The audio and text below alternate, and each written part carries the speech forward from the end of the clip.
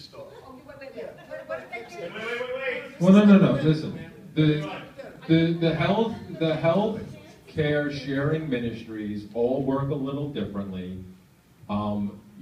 The idea is to find people that, you know, just like with anything else, just with the way this insurance system is set up, where it's supposed to be, you know, you hear the propaganda where the young are supposed to take care of the old, or whatever, however it's supposed to work. The same thing. You get a big enough group of people together, you're going to have some people. Mr. Anarchist, you're an anarchist. Yes, I. You're supposed to, because you're going to end up in jail because there are the laws, unless there's enough of you. Okay. You're absolutely correct. So you can't put you all in jail. Well, let's say 1,000. Yeah, Stop. that's the point. Can we end up in jail? No, that's the point, sir. And thank you very much for saying it, because that is how I try to live my life. And you're absolutely right. If I went out on my own, or I got a couple of my friends that tried to do this, absolutely. But for myself, I have already made that decision that that's worth it to me, because I'm not putting up with this garbage anymore. I'm not going to let my children grow up dealing with this garbage. So like I said, I don't expect to change the world in my lifetime. I don't expect to change this country in my lifetime. But I'm going to go down swinging. We're going to stop paying taxes. Like I said, I may or may not decide to do that this year, NSA. It's a distinct possibility, in all honesty. And we can have that discussion afterwards, because there's a whole other world of that. I'm thinking about it too. Anybody So. else thinking about it? Well, you know what? After we're done here, Let's sign up. Next question. Guys, I just watched recently, I don't know if anybody here knows about crowdfunding. But crowdfunding is an excellent way for entrepreneurs and people of all sorts to raise money by putting up a little website saying, hey, I want money, making a really good pitch for it, offering to people whatever you want to offer them if they give you money.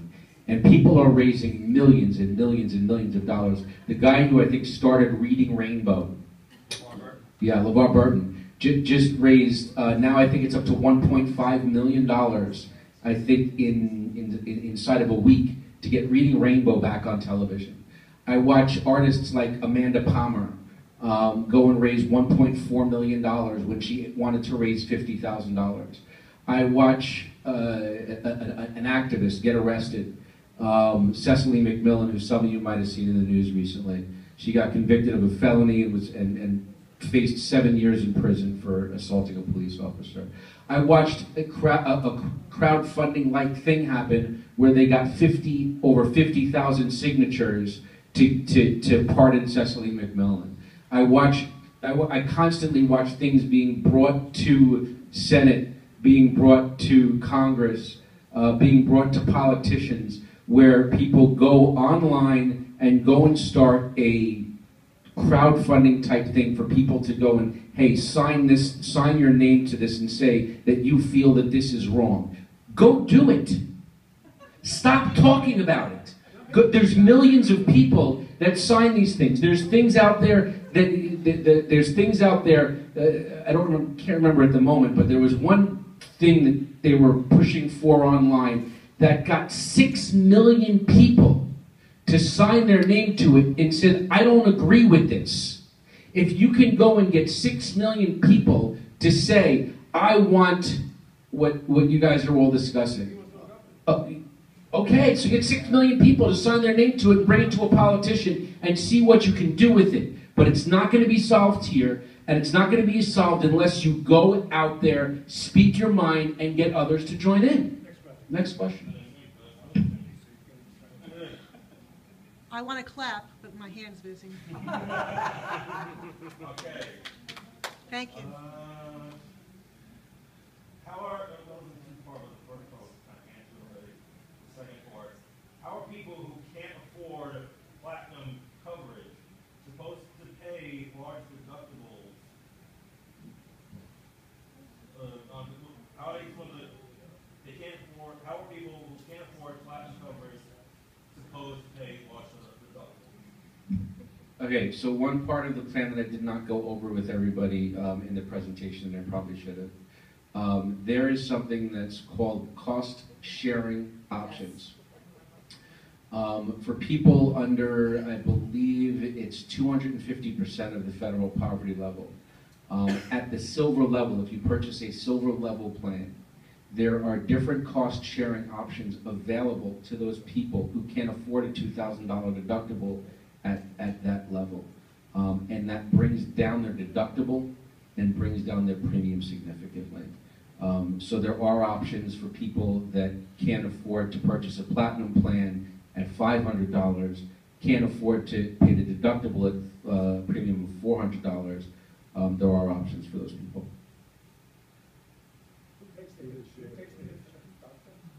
Who takes the hit for the cost sharing options? Again, that's used with dollars that's collected from fines that's assessed to businesses. Question, who are they sharing with? You just say they're going to bring the costs down. Who are you sharing with, the government?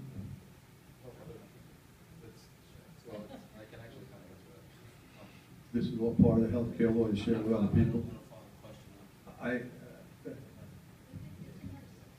No. I get what you were asking. Who shares it? It actually works in a very similar fashion to the healthcare sharing ministries that I was referring to before, where other patients, you share the cost, you help share. You get put into a group, so you're sharing the cost to help to drop the price. That's what you have. New York State is a massive group. So you have this massive group. Some people are paying higher premiums. Some people are paying low premiums. Some people have higher deductibles. Some people are paying lower deductibles. The only way Obamacare will actually work is if the right amount of people that they hoped would sign up for each level actually sign up, therefore making, what's that word of the actuaries happen. The simple part is I go to a doctor and at the end of the treatment, whatever he does to me, I walk out and he says, give me your health insurance. And I said, well, I have what would it be, say, $500,000 deductible. And I don't happen to have $500,000 at that time. So what does he do? He says, no problem, I'm going to do revenue sharing. Who gets money? How does the doctor get paid? I believe most of the time you actually end up getting billed from your insurance company. And you receive what's called an EOB, an explanation of benefits. So you'll go to the doctor, you pay generally most of the time what you pay. The doctor's office is not your deductible, but your copay. So you'll go and pay a copay because it's the first thing they see on your card. Usually, a lot of the times, your deductible is not listed on your card. So they will go and say, okay, we'll take that copay. They have that copay in their hands now. Then you're going to get an explanation of benefits saying, these are the services that were rendered, here's the amount of money that the doctor charged for it, here's the amount of money that the doctor's allowed to charge it under our network, here's the amount of your deductible, here's the amount of copay that you already paid, and here's your bill. Okay, so then you have to pay the deductible. Absolutely. The doctor's going to get paid full. The doctor always gets paid full, sure, yeah. Hold on just a second. Let me see if I understand.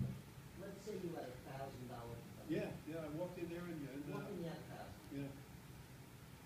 The insurance company is not going to pay a penny until you are out of pocket $1,000. So let's say you walked into that doctor's office. Yeah, big, heavy top. Let's say it was $250 was the bill. Bigger than that. Let's just make an assumption it was $250. Okay. The insurance company pays $0 because you're not out of pocket $1,000. The doctor bills you $250. You're responsible.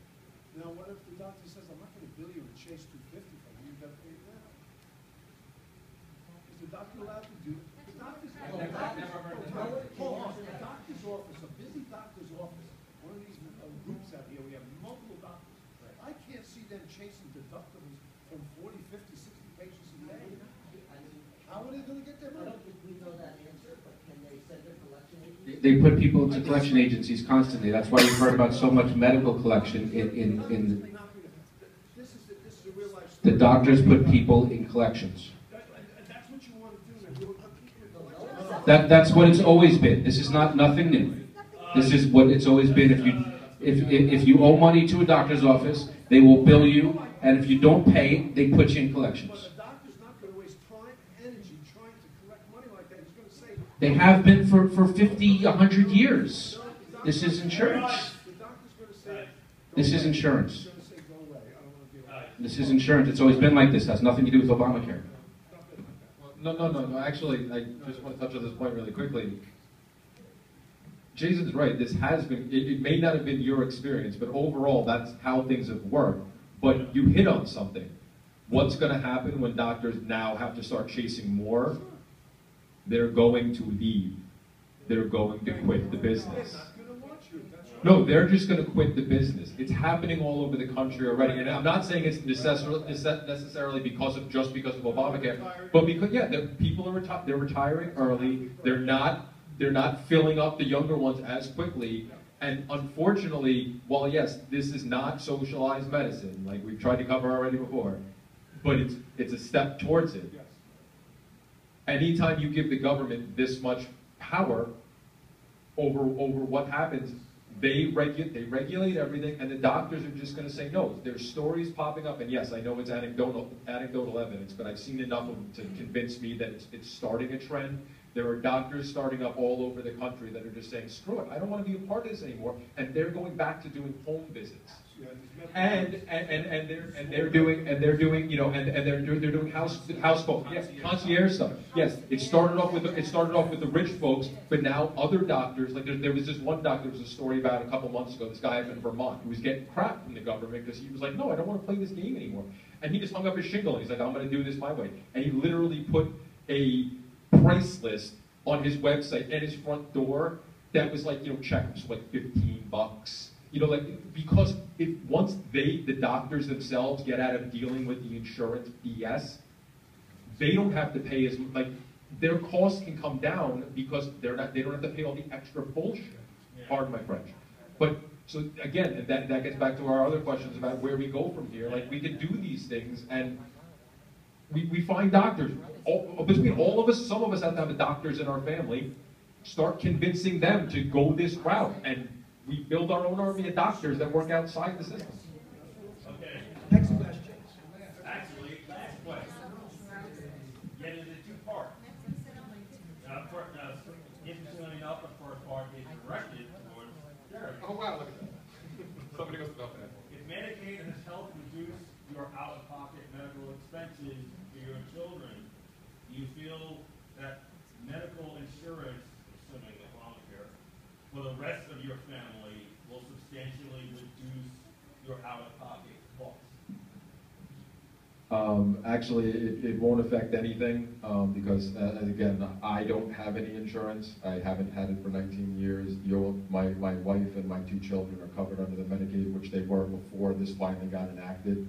So as far as I know, nothing's really changing for me. But personally, like I said, I want them out of that system because I don't. It's going to collapse eventually, and there's not much that can be done about that. They can keep moving money around, but it's going. Like I said, even the government's own watchdogs have been warning about this for years. And I've been hearing it for at least 10 years that they're going to collapse. They're going to collapse. They're going to collapse if you don't change stuff. And now they're adding more. It's going to make it worse. And unfortunately, the one thing that may happen to me and my family is it's going to restrict who my daughter, specialist my daughter can see. That's going to bother me. And I'm somebody who, even though I've had them on Medicaid and it drives my wife up a wall, I refuse to let her take them to them unless it's an absolute, take her to the doctor unless it's an absolute emergency. Because that's how these systems end up collapsing. When you give people, whether it's Medicaid, whether it's some people think it's free healthcare, some whatever it is, you get your subsidies and it ends up evening out and you're not paying much. The more people that are involved in that, without the doctors to fill the gaps and without more hospitals, people take advantage of it. Even well-meaning people go, oh, now I have this health insurance. Well, I'm going to get this test done and this test done and this test done and this test done. It happens all the time. There's a study in Oregon that they've been doing over the past couple of years where they tried this out, where they did the stuff with Medicaid, and because they figured, well, here's a problem. We have emergency room visits. They're going through the roof because people are just who don't have insurance are just running in there and they're figuring, well, you got to take care of me, and they'll scoot out of the bill. So they said, okay, what if we give these people insurance? What if we give them our version of whatever they did? I can't remember what they